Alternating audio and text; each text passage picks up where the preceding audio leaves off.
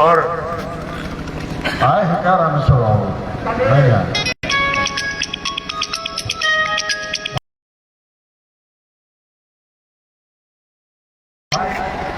पूर्व मंत्री के.एम. त्रिपाठी जी,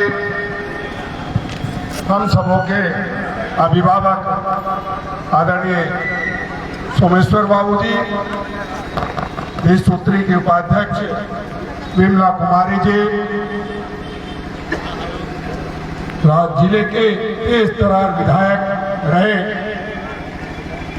बिट्टू सिंह जी, जो इस पूरे जिले में शानदार और जानदार और जबरदस्त कार्यक्रम कराते रहने वाले यहाँ के सम्मानित जिला अध्यक्ष बिट्टू पाठक जी, भीम कुमार जी, आदरणीय दीनानाथ तिवारी जी, श्याम नारायण सिंह जी,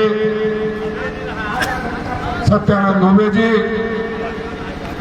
और हम सबों के साथ चल रहे केशव महतो कमलेश जी, गजेंद्र सिंह जी, डॉक्टर राम तौसीफ जी, मंच का बेहतरीन संचालन कर रहे विनोद तिवारी जी, सज्जाद भाई, विनोद जी, और तमाम जो मैं जानता हूँ विजय चौबे जी, चाहे कितना भी नाम ले लूं, यहाँ से उठने के बाद शिकायत मिलेगी कि आपने हमें भुला दिया। ऐसे में लक्ष्मी तिवारी जी जो भूल रहे थे हम, फिर भी जिनका नाम लिया वो जुबा पर है, जिनका नाम नहीं लिया वो दिल में है। मैं जानता हूं कि आपकी ताकत से हम सब यहाँ बैठे हैं।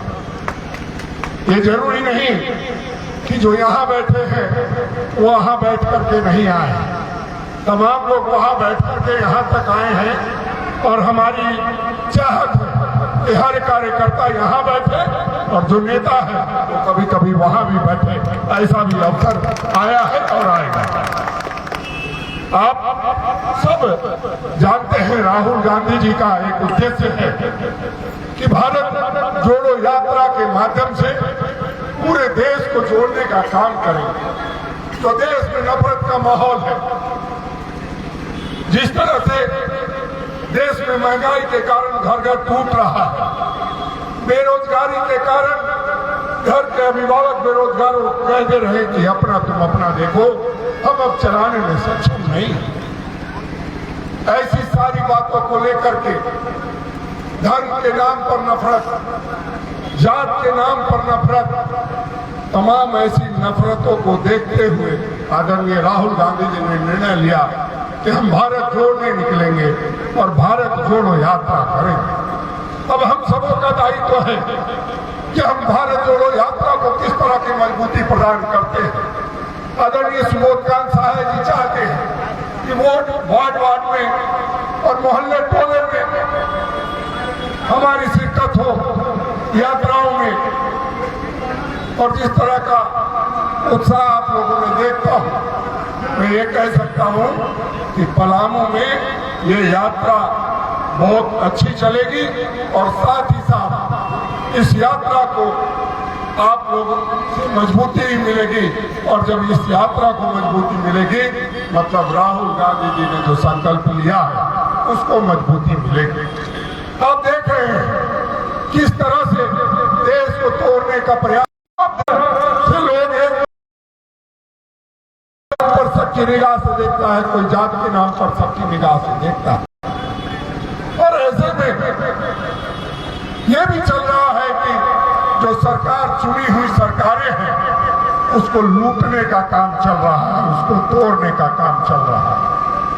ऐसे में ये यात्रा और महत्वपूर्ण हो जाती है, और हमने बार बार कहा प्रधानमंत्री जी से, प्रधानमंत्री जी देश तभी रहेगा जब सब लोग रहेंगे, लोग खत्म हो जाएंगे, देश खत्म हो जाएगा, तो आप प्रधानमंत्री किस बात के रहेंगे। और हम ये बार बार कहते हैं कि हयात लेकर चलो, कायनात लेकर चलो, चलो तो जमाने को साथ लेकर के चलो। दुर्भाग्यवश इस बात को प्रधानमंत्री जी नहीं समझ पा रहे हैं, लेकिन बड़ी निवेदन के साथ, अनुरोध के साथ आज भी देश के प्रधानमंत्री होने के नाते उनको सलाह दूंगा कि आप सबको साथ लेकर के चलने का प्रयास करें। जिस नारे के साथ आप आए थे उस नारे के साथ चले, वरना हमारे राहुल गांधी जी निकल पड़े हैं और आने वाला समय आदरणीय राहुल गांधी जी का है। फिर भी एक अच्छे विपक्ष होने के नाते आदरणीय प्रधानमंत्री जी से हम लोग बार बार कहते हैं कि आप इस तरह की हरकत से बाज आइए। दो पूंजीपतियों को बढ़ाने के लिए पूरे देश को खत्म मत कीजिए। लेकिन जो चल रहा है वो आपकी नंगी निगाहों से आप देख रहे हैं।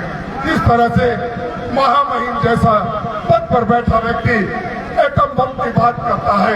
एटम बम विध्वंस का परिचायक है और उस विध्वंस के परिचायक को अगर आप ये कहते हैं कि झारखंड में भी एटम बम फूटने वाला है, तो आप ये कहते हैं इस तरह से ईडी ने फिर उसके बाद समन देती है, उसके बाद फिर इनकम टैक्स हमारे विधायकों के हाथ छापा मारती है और उसके बाद विपक्ष के नेता कहते हैं कि हम सरकार को उखाड़ फेंकेंगे।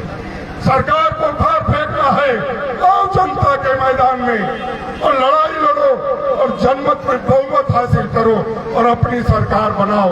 ईडी, सीबीआई और इनकम टैक्स के माध्यम से और महामहिम के माध्यम से जनमत को लूटने नहीं देंगे।